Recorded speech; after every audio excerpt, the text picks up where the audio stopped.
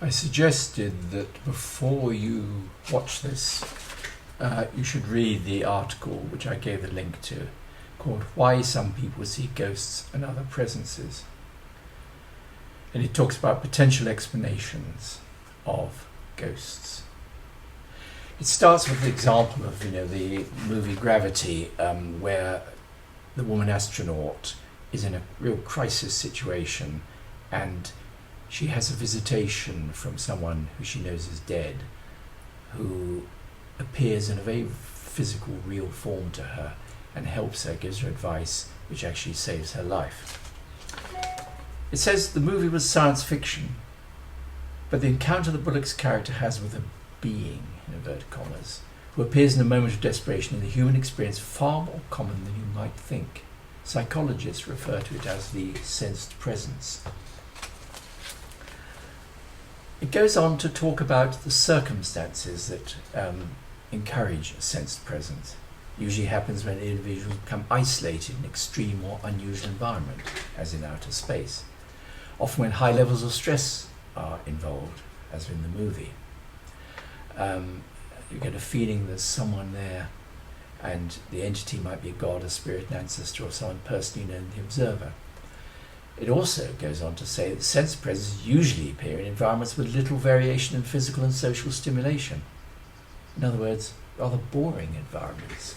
It seems to be covering all possibilities there. Though you could say it's actually in any environment that is not normal, either more boring or more stimulating. In fact, there is a proposal further on that persistent exposure to stimuli that we are evolutionarily unprepared to process, or a lack of change in our surroundings, may cause us to focus more within ourselves, which most of us are less experienced at doing. In other words, it makes us introverted, and that is an unusual situation, evolutionary. Is it? Of course, it goes on to refer this to religious experience, which fits very well. Such episodes often occur during extended periods of meditation. Internal reflection may be facilitated by unusual and intense physical stimulation. It gives examples of people indeed fasting, prolonged meditation, and stimulation of the body through pain and fatigue are part and parcel of most religions. So the bulk of this article is about what conditions are most likely to cause one to have a sensed presence. And it's interesting to me because, of course, it fits rather well my experience of the Abramelin operation. You could say I'm a very good case study of this. Because the problem I had was the normality, not either getting to the extreme of boredom or weirdness. This was a problem I had in making my decision to do the Abramelin operation. You see, as someone who was brought up in deep country, my whole instinct was the way I should do this is to go to somewhere really isolated, a cave in the mountain or in the middle of a vast forest or something like that. Now the fact is, in Britain, which is a very populated country, you can't do anything like that without drawing attention to yourself. You would be noticed.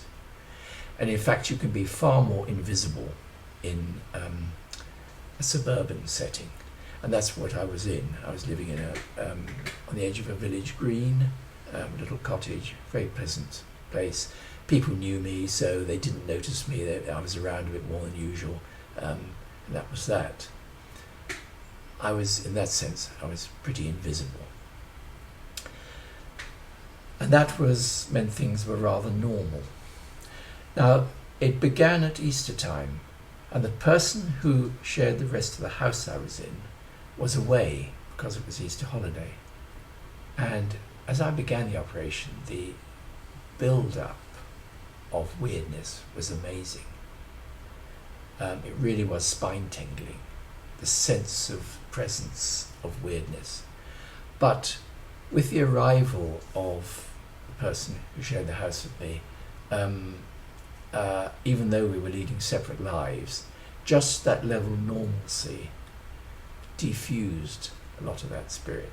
And so the operation really was a slow process of building up sense of presence again, through the meditation, the fasting, and in particular trying to make that very, very regular life. Fixed times of meditation, fixed reading patterns, reading the Psalms, all these things which are described, which would make, in a sense, a very monotonous, repetitive experience.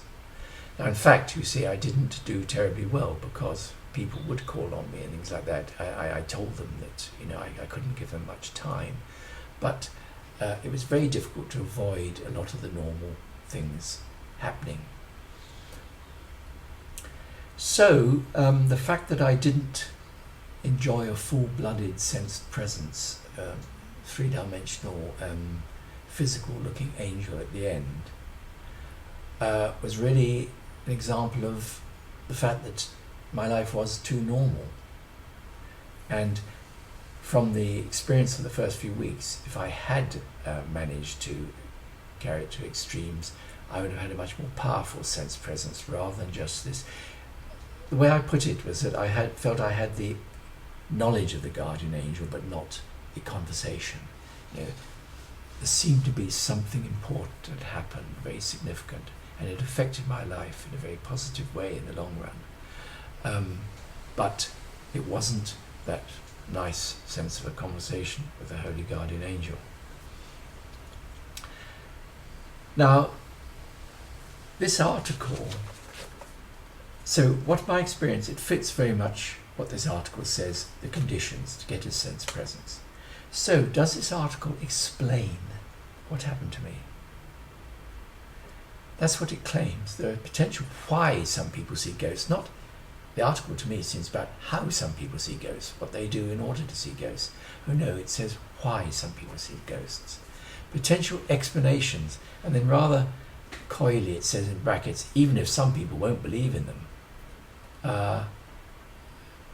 It thinks it's doing a dramatic expose, which is going to shatter magical thinkers. Good heavens, we don't believe that could possibly be true.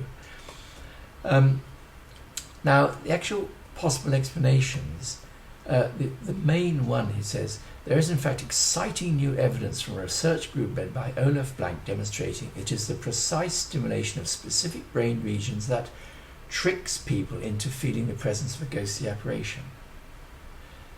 Now, the word tricks is a sort of leap of faith to me. As I read this, all it's saying is that there's a correlation between something going on in the brain and the feeling of a sense presence. So why is that trickery? If one accepts the full spirit model of magic, that there is this parallel universe with intelligent beings in it that try to communicate with our universe, then surely you would expect the same sort of thing to happen. That the best way they could communicate with my mind would be, rather than going to the effort and energy of forming matter into a physical presence, surely the best thing to do would be to play with the very delicate mechanisms in my brain that which go with the sense that I am in the presence of someone. In other words, they'll be mimicking the effect of a physical person being there, but doing it in my own brain. So it isn't an explanation really, it's a recognition that there's a correlation between what's going on in the brain and what happens out there. And I find the same with everything that's said in this article.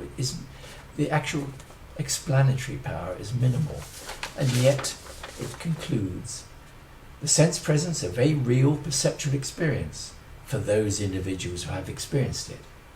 And it can be very hard to convince them there is anything other than what they believe it to be. It's very hard to convince them. Now the question I would say is, why are you trying to convince them? Are you making their lives better by telling them that they haven't seen these things? Would it really be better for Sandra Bullock when she landed on Earth to be told that actually she was being tricked by her brain, when actually what her brain did was provided an explanation of how to get out. It saved her life. Is it so important that it was a trick rather than actually her brain, her body, her mind doing what was best for her? You see, for me, thinking magically, what really matters is the value of what you experience and what you get out of it. And it's interesting for other people, or if you look back on it, perhaps to play around with experiences and to say what really happened. But it isn't as valuable as actually what you might get out of it.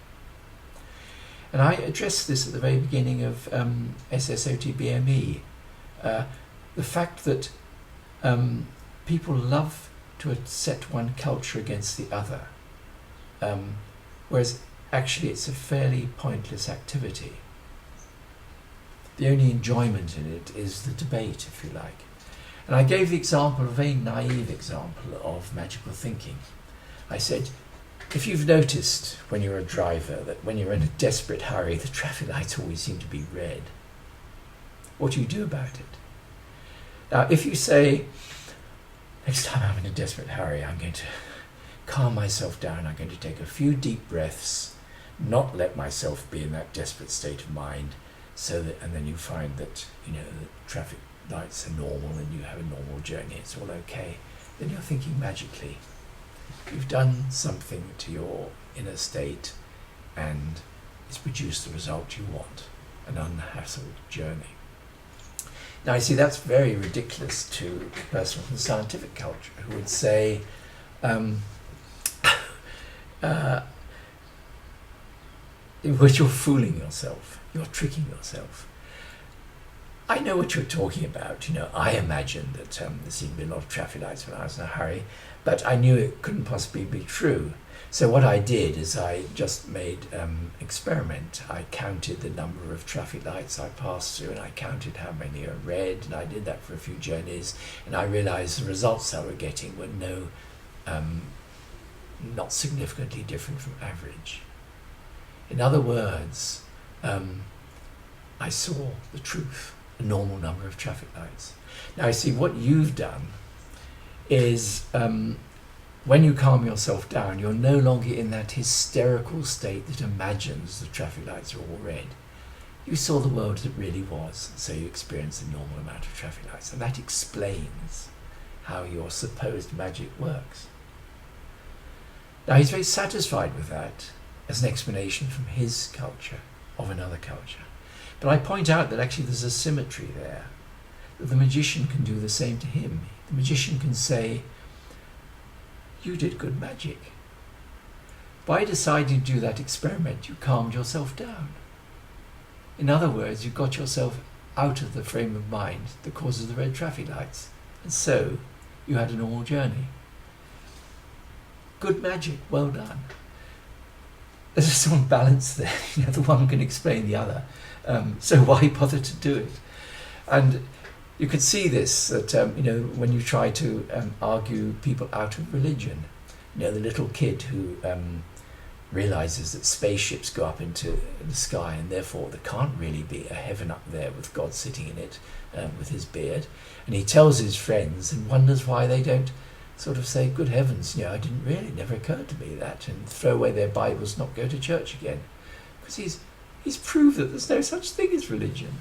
And at a more sophisticated level, if you tell a creationist, you point out all the evidence for fossil evidence, the geological evidence, the evolutionary evidence that this universe, this world, this Earth, is billions of years old.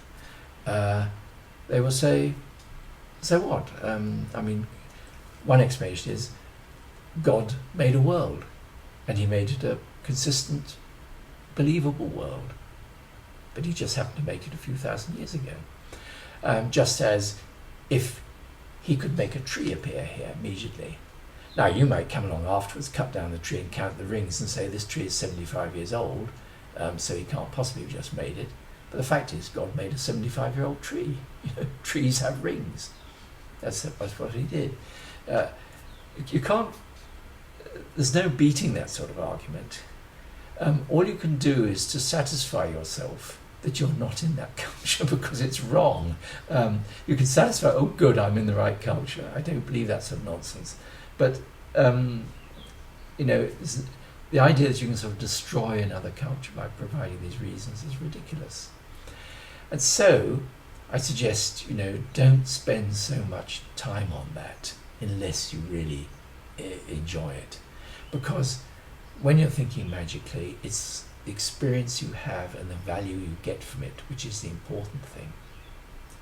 And it doesn't mean you're throwing away reason, because what you do is you apply it afterwards.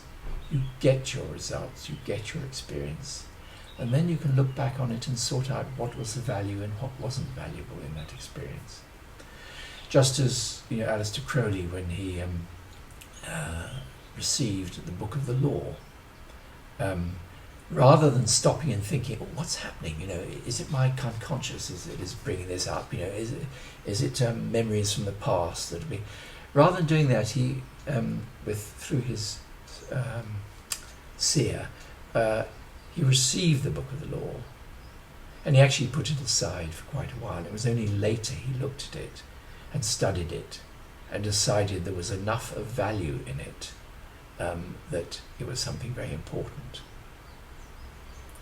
And that's the way he did it. So I'm suggesting that this article is by someone who starts out by wanting to believe that ghosts don't exist, finds a little bit of information about the circumstances that cause it can happen, and the fact that something in parallel is going on in the brain when people say they're seeing ghosts, and say, oh, well, that explains it. That is a leap of faith, really. It isn't an explanation which actually demolishes the idea of ghosts or the experience of ghosts.